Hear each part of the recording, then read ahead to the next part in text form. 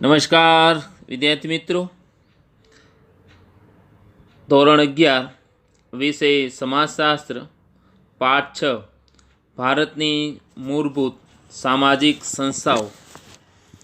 વિદ્યાર્થી મિત્રો, અગાઉના પ્રકરણની અંદર આપણે સમાજ, સમુદાય, મંડળ, જ્ઞાતિ, વર્ગ આ દરેક વિશે આપણે અભ્યાસ કર્યો. આ પ્રકરણની અંદર આપણે સામાજિક સંસ્થાઓ વિશે માહિતી મેળવીશું. સામાજિક સંસ્થાઓની અંદર સમાજમાં લગ્ન, કુટુંબ, જ્ઞાતિ જેવી ઘણી બધી વિવિધ સામાજિક સંસ્થાઓ છે. લગ્ન સંસ્થા, કુટુંબ સંસ્થા, જ્ઞાતિ સંસ્થા એવી સામાજિક સંસ્થાઓ જે છે. તો સમાજશાસ્ત્રની અંદર આજે સામાજિક સંસ્થાઓનો અભ્યાસ કરવામાં આવે છે. જે પણ સમાજશાસ્ત્ર જે છે એ સમાજશાસ્ત્ર સમાજની આ જુદી જુદી સંસ્થાઓ કે જે સંસ્થાઓ લગ્ન સંસ્થા છે, કુટુંબ સંસ્થા છે, જ્ઞાતિ સંસ્થા છે, એ વિવિધ જે પણ સામાજિક સંસ્થાઓ જે છે એ સામાજિક સંસ્થાઓનું સમાજશાસ્ત્ર અભ્યાસ કરે છે. કોઈ પણ વ્યક્તિનું જીવન અનિયંત્રિત રીતે નહીં પણ સંસ્થાકીય માળખામાં રહીને જીવાય છે. વિદ્યાર્થી મિત્રો, ખાસ યાદ રાખજો કે સમાજની અંદર માનવ છે, વ્યક્તિ છે. જે રીતે આપણે સામાજિકીકરણની વાત કરી તો સામાજિકીકરણની અંદર વ્યક્તિનું જન્મથી કરી અને અંત સુધી એ નિયંત્રણમાં રહે છે. અને જે પણ સમાજની અંદર જે જુદા જુદા રીત રિવાજો, નિયમો, મૂલ્યો, દરેક રિવાજો જે છે એ પ્રમાણે એ પોતાનું જીવન જીવે છે. તો અહીં વ્યક્તિ જે છે એ પોતાનું જીવન એટલે કોઈ પણ વ્યક્તિનું જીવન અનિયંત્રિત રીતે નહીં પણ સંસ્થાકીય માળખો, આ જે જુદી જુદી સંસ્થાઓ જે છે, કુટુંબ છે, જ્ઞાતિ છે, લગ્ન છે, એ સંસ્થાકીય માળખામાં રહીને એ પોતાનું જીવન જીવે છે. વ્યક્તિ જે છે એ સમાજના સભ્ય તરીકે કંઈ ને કંઈક પ્રવૃત્તિ કરે છે, એ કાર્ય કરે છે. સમાજના એક સભ્ય તરીકે રહીને જે પણ કુટુંબ, પોતાની જ્ઞાતિ, પોતાનું જે પણ સમાજ જે છે, તો એ સમાજના એક સભ્ય તરીકે માનવ જે છે એ માનવ એ પોતાની પ્રવૃત્તિ કરે છે, કાર્ય કરે છે. એ વિવિધ સંસ્થાઓ દ્વારા શક્ય એટલું એ સંસ્થાઓ દ્વારા શક્ય બને છે. જે જુદી જુદી સંસ્થાઓ જે છે એ સંસ્થાઓ દ્વારા એમનું કાર્ય જે છે એ કાર્ય, એમની પ્રવૃત્તિ જે છે એ શક્ય બની શકે છે. જેવી રીતે આપણે જોઈએ કે લગ્ન સંસ્થા છે, કુટુંબ સંસ્થા છે, જ્ઞાતિ, આ બધી સંસ્થાઓ જે છે એ માનવને પ્રવૃત્તિ કરવા માટે પૂરી પાડે છે. જે પણ એમનું કાર્ય જે છે, એમની પ્રવૃત્તિ જે છે, જે પણ માનવ, જે પણ વ્યક્તિ સમાજમાં રહીને જે પણ કાર્ય કરે, પ્રવૃત્તિ કરે, તો આ જે સંસ્થાઓ જે છે, આ સામાજિક સંસ્થાઓ, જે મૂળભૂત સંસ્થાઓ જે છે, લગ્ન સંસ્થા, કુટુંબ, જ્ઞાતિ, આ બધી સંસ્થાઓ જે છે એ સમાજમાં માનવને એ જુદી જુદી પ્રવૃત્તિ કરવાનું કાર્ય પૂરું કરે છે. એટલે કે માનવની પ્રવૃત્તિ કરવાની રીત, એમની પદ્ધતિ આ પૂરું કરે છે.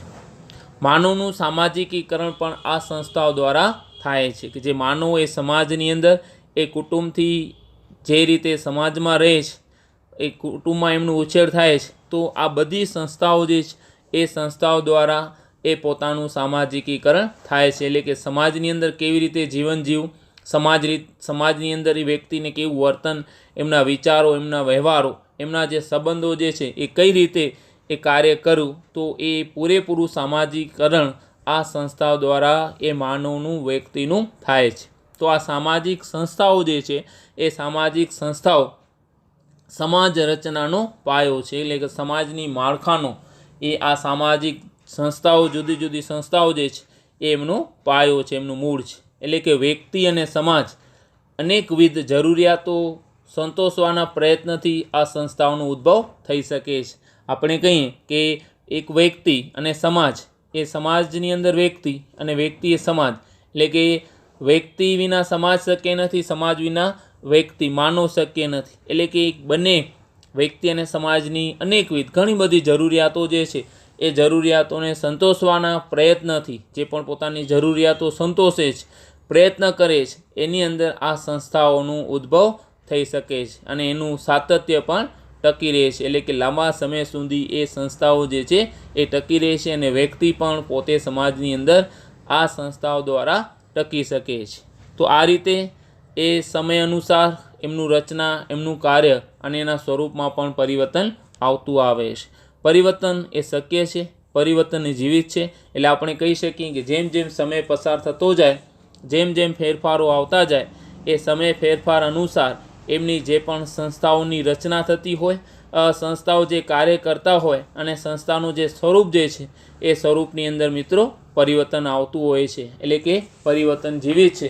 એટલે કે દરેક સંસ્થાઓની અંદર સમય અનુસાર એમની રચના, એમના કાર્ય અને એમના સ્વરૂપની અંદર ફેરફાર જોવા મળે છે. આપણે વાત કરીએ સામાજિક સંસ્થા. આ સામાજિક સંસ્થાની વ્યાખ્યા અને લક્ષણો. પ્રથમ પ્રશ્ન જે છે, જે મેં તમને પ્રસ્તાવનાની વાત કરી, પાઠ 6 ની અંદર જે શરૂઆત મેં આપને કરી, સામાજિક સંસ્થાની વ્યાખ્યા અને એમના લક્ષણો. સામાજિક સંસ્થા એક પ્રસ્થાપિત કાર્યપ્રણાલી છે. પ્રસ્થાપિત એટલે કે સ્થાપેલી. સામાજિક સંસ્થા એક પ્રસ્થાપિત એટલે કે સ્થાપેલી કાર્યપ્રણાલી છે. કાર્યપ્રણાલી એટલે કે કામ કરવાની પદ્ધતિ જે છે, કામ કરવાની પદ્ધતિ એ સામાજિક સંસ્થાની અંદર સ્થાપિત થયેલી છે. સમાજની અંદર લોકો જે છે એ પોતાની પરસ્પર ભૂમિકાઓ અને વર્તન કરવાની રીત એ નક્કી કરી આપે છે. આ બધી જ જે સામાજિક સંસ્થાઓ જે છે એ સામાજિક સંસ્થાઓ એ સમાજમાં લોકો, જે સમાજની અંદર લોકો જે છે, સમુદાય છે, એ સમુદાય પોતાના પરસ્પર એકબીજા સાથે પોતાની ભૂમિકાઓ કઈ રીતે નક્કી કરવી, ભૂમિકાઓની રીત શું છે અને એમનું વર્તન કેવું હોવું, એ પદ્ધતિ આ સામાજિક સંસ્થાઓ એ વ્યક્તિને શીખવે છે. આવા વર્તન રીતોને કારણે લોકો પોતાની જરૂરિયાતો સંતોષવામાં મદદરૂપ બની શકે છે. આ જે પણ વર્તન, એમના રીતો જે છે, એ વર્તન અને રીતોને કારણે લોકોની જે જરૂરિયાતો જે છે એ જરૂરિયાતો સંતોષવા માટે એમને મદદરૂપ બની શકે છે. વિદ્યાર્થી મિત્રો, જે પણ સમાજશાસ્ત્રી મેકાઈવર અને પેજ પોતાના જે પણ કાર્ય, પોતાના જે વિચારો જે છે સામાજિક સ્થાને કે સમૂહ પ્રવૃત્તિને પ્રસ્થાપિત કાર્યપ્રણાલી તરીકે પણ એ ઓળખાવે છે. કે જે સમૂહ પ્રવૃત્તિ જે છે, સમૂહની અંદર જે પણ કાર્ય થાય છે એ કાર્યને સ્થાપિત કરવું, એને પ્રસ્થાપિત કરવું, એ એમની કાર્યપ્રણાલી છે. કાર્યપ્રણાલી એટલે કે કામ કરવાની પદ્ધતિ જે છે. તો સમૂહ પ્રવૃત્તિ તો એ પ્રસ્થાપિત કાર્યપ્રણાલી જે છે, સમૂહની અંદર જે પ્રવૃત્તિ થાય છે તો કાર્ય કરવાની પદ્ધતિ તરીકે ઓળખવામાં આવે છે. જોન્સને આ સંસ્થાને અમુક વિશિષ્ટ પ્રકારના જે સામાજિક સંસ્થા જે છે એમને વિશિષ્ટ પ્રકારની જે સામાજિક સંબંધો જે છે એ સામાજિક સંબંધોને લાગુ પડતી ધોરણાત્મક ઢબ તરીકે ઓળખવામાં આવે છે. ધોરણાત્મક એટલે કે નિયમો પ્રમાણે, ઢબ એટલે કે રીત, એટલે કે નિયમો પ્રમાણે ચાલતી એક રીત તરીકે ઓળખાવે છે. કોને? તો એક સામાજિક સંબંધોને. સામાજિક સંસ્થા જે છે, તો સામાજિક સંસ્થા એક વિશેષ પ્રકારની જે સામાજિક સંબંધોને લાગુ પડતી ધોરણાત્મક ઢબ, ધોરણાત્મક એટલે કે નિયમો પ્રમાણેની રીત તરીકે ઓળખવામાં આવે છે. તો ઉપરોક્ત જે પણ આપણે વ્યાખ્યાઓની જે પણ વાત કરી કે સામાજિક સંસ્થા એક પ્રસ્થાપિત કાર્યપ્રણાલી જે છે કે જેના આધારે સમાજના લોકોની પરસ્પર ભૂમિકાઓ અને વર્તન નક્કી કરવાની પદ્ધતિ શીખવે છે, જેનાથી એ લોકોની પોતાના વર્તન વ્યવહારો અને જરૂરિયાતો શીખવામાં, સંતોષવામાં એમને મદદરૂપ બને છે. તો આ ઉપરોક્ત વ્યાખ્યાઓને આધારે આપણે કહી શકીએ કે સંસ્થા જે છે એની ચોક્કસ કાર્યપ્રણાલી છે. કાર્યપ્રણાલી એટલે કે કામ કરવાની પદ્ધતિ છે. એટલે કે સંસ્થા એટલે કે ચોક્કસ નક્કી કાર્યપ્રણાલી છે, કામ કરવાની પદ્ધતિ છે. અને આ કાર્યપ્રણાલી રીતિ, લોકનીતિ, સામાજિક ધોરણોને પ્રસ્થાપિત થયેલું હોય છે. આ કાર્યપ્રણાલી જે છે એ લોકરીતિ, લોકોના રીતિ રિવાજ, લોકોના નીતિ નિયમો અને સામાજિક ધોરણો એટલે કે સમાજના નક્કી કરેલા ધોરણોને પ્રસ્થાપિત કરે છે. એટલે કે સંસ્થા એક કાર્યપ્રણાલી છે. કેવી કાર્યપ્રણાલી? તો ચોક્કસ કામ કરવાની જે પદ્ધતિ છે ચોક્કસ છે, જેના આધારે જે પણ સમાજની અંદર જે વ્યક્તિ જે છે પોતાની કાર્યપ્રણાલી, જે કામ કરવાની પદ્ધતિઓ, લોકોની રીતિ રિવાજો, લોકોની નીતિઓ અને સામાજિક ધોરણો એટલે કે સમાજની અંદર જે પણ નિયમો નક્કી થયેલા હોય એ પ્રમાણે સમાજની અંદર જીવવું, તો એ દ્વારા પ્રસ્થાપિત થઈ શકે છે. એટલા માટે સર્વસ્વીકૃત હોય છે. સર્વસ્વીકૃત એટલે કે બધા એમને સ્વીકારેલું હોય છે અને એના દ્વારા લોકોની જરૂરિયાતો સંતોષ શક્ય બને છે. તો આ બધી સંસ્થાઓ દ્વારા જે પણ નક્કી થયેલી કાર્યપ્રણાલી, લોકરીતિ, લોકનીતિઓ અને સામાજિક ધોરણો દ્વારા જે પણ પ્રસ્થાપિત થાય છે એ સર્વ સ્વીકૃત એટલે બધાને સ્વીકારેલું હોય છે અને એનાથી લોકો પોતાની જરૂરિયાતો સંતોષી શકે છે. તો આ સામાજિક સંસ્થાની વ્યાખ્યાની વાત. સામાજિક સંસ્થાના લક્ષણો. પ્રત્યેક સંસ્થા જે છે એમની ખાસ વિશેષતાઓ છે અને બધી સામાજિક સંસ્થાઓ અમુક સર્વસામાન્ય લાક્ષણિકતાઓ પણ ધરાવે છે. તો સામાજિક સંસ્થાના લક્ષણોની વાત. પહેલું લક્ષણ જે છે વલણ અને વર્તનની ઢબ. વલણ અને વર્તન, ઢબ એટલે કે માળખું. વિદ્યાર્થી મિત્રો, સંસ્થા એ સામાજિક સંસ્થા કોઈ પણ હોય, કુટુંબ હોય, લગ્ન, જ્ઞાતિ એ વગેરે જે પણ સામાજિક સંસ્થાઓ જે છે એ સામાજિક સંસ્થા એટલે કે વ્યક્તિઓના વલણો અને વર્તનની ઢબ વ્યક્ત કરે છે કે જે રીતે એમનું વલણ, એમનું વ્યવહાર અને એમનું વર્તન એ કઈ રીતે છે તો એમની સંસ્થા એમને શીખવે છે. આપણે કંઈ કુટુંબ સંસ્થા, તો કુટુંબ સંસ્થા જે છે વ્યક્તિને કઈ રીતે પોતાનું વ્યવહાર રાખવું, કઈ રીતે પોતાનું વર્તન વ્યવહાર હોવું એની ઢબ, એની રીત એ એમની સંસ્થા શીખવે છે. ઉદાહરણ રીતે આપણે જોઈએ કે કુટુંબમાં પરસ્પર પ્રેમ, વફાદારી, માનની લાગણી અને જવાબદારીનું વલણ વ્યક્ત થાય છે. કુટુંબ જે છે એ કુટુંબની અંદર જે પણ બાળકનું ઉછેર થાય છે તો બાળક એમના જે કુટુંબના સભ્યો દ્વારા જે એમને પ્રેમ લાગણી મળે છે તો એ શીખે છે. વફાદારીની રીતો એ કુટુંબ પાસેથી શીખે છે, એ કુટુંબના જે સભ્યો દ્વારા. અને માનની લાગણી કે માન આપવું, સન્માન કરવું અને જવાબદારી પોતાની લેવી એ બધા જ પ્રેમ, વફાદારી, માનની લાગણી, જવાબદારીનું વલણ એ શીખવે છે. અને એ વલણ અનુસાર જે પણ કુટુંબના સભ્યો જે છે એ કુટુંબના સભ્યો પારસ્પરિક એટલે કે એ કુટુંબના સભ્યોના પરસ્પર એકબીજા સાથે એમની વર્તનની ઢબ રચાય છે. એટલે કે વ્યક્તિ એ પોતાના કુટુંબ પાસેથી પ્રેમ, વફાદારી, માન, લાગણી, જવાબદારી આ બધું શીખવે છે અને પોતાના સભ્યો પ્રત્યે પારસ્પરિક એટલે કે એકબીજા સાથે એ વર્તનની ઢબ રચાય છે. એટલે કે એનું આખું માળખું રચાય છે. તો કુટુંબ દ્વારા સારા સંસ્કારોનું અથવા સારી રીતોનું, એ સારી પદ્ધતિઓનું, સારા વલણો શીખવશે તો એનું સામાજિકીકરણ સારી રીતે થઈ શકશે. તો આ રીતે આપણે કહી શકીએ કુટુંબના સભ્યોથી એમનું પારસ્પરિક જે પણ વલણની ઢબ એ રચાય છે. બીજું જે સામાજિક સંસ્થાના લક્ષણ જે છે સાંસ્કૃતિક પ્રતીકો. સંસ્થાને અમુક વિશિષ્ટ સાંસ્કૃતિક પ્રતીકો હોય છે. એ સાંસ્કૃતિક પ્રતીકો દ્વારા આ સંસ્થાની ઓળખ પૂરી પાડવામાં આવે છે. એટલે કે સંસ્થાનો એક સિમ્બોલ આપણે કહી શકીએ, એક ઓળખ હોય છે, તો એ પ્રતીક હોય છે. તો જે પણ સંસ્થાઓ જે છે એ સંસ્થાઓનું અમુક પ્રતીકો દ્વારા એની ઓળખ થઈ શકે છે. તો વિશિષ્ટ સાંસ્કૃતિક પ્રતીકો હોય છે જેનાથી એ સંસ્થાની ઓળખ પૂરી પાડવામાં આવી શકે છે. જે રીતે આપણે કહીએ રાષ્ટ્રગીત, રાષ્ટ્રધ્વજ, તો રાષ્ટ્રગીત, રાષ્ટ્રધ્વજ જે છે તો એ રાજકીય સંસ્થાનું પ્રતીક છે, રાજકીય સંસ્થાનું પ્રતીક છે. તો એનાથી એ દેશની જે પણ ઓળખ જે છે, દેશનું પ્રતીક જે છે એ આપણને ખ્યાલ આવી શકે છે. તો આ પ્રતીક દ્વારા પણ સંસ્થાની ઓળખ જોવા મળે છે. આ ઉપરાંત સાધન સગવડ. સંસ્થા જે છે એ સંસ્થા તેના કાર્યો કરવા માટે ખાસ સાધન સગવડો પણ ધરાવે છે. એમની પાસે સાધન સગવડો પણ હોય છે. જે સંસ્થા હોય એ પોતાના ઉપયોગના પાયા પર રચાયેલા સાંસ્કૃતિક લક્ષણ તરીકે ઓળખાવી શકે છે. એટલે કે જે પણ સંસ્થા જે છે એ સંસ્થા પોતાના કાર્ય કરવા માટે, પોતાના કામ કરવા માટે, પોતાની પ્રવૃત્તિ કરવા માટે એમના પાસે ખાસ સાધન સગવડો હોય છે. સાધન સગવડો જે હોય છે જેનાથી એ પોતાનો ઉપયોગ કરી અને સારી રીતે પોતાનો પાયો મજબૂત કરી શકે છે. જેના આધારે આપણે કહી શકીએ કે કુટુંબ માટે ઘર, કુટુંબ હોય તો ઘરના કુટુંબના સભ્યો માટે એમનું જે પણ સાધન સગવડ છે તો ઘરની વ્યવસ્થા, ઘર એ કુટુંબના સભ્યો માટે એક સાધન સગવડ છે, એક સગવડ જે છે એના સભ્યો માટે. ધર્મ માટેનું મંદિર, તો ધર્મ માટેનું જે સાધન સગવડ જે છે તો મંદિર.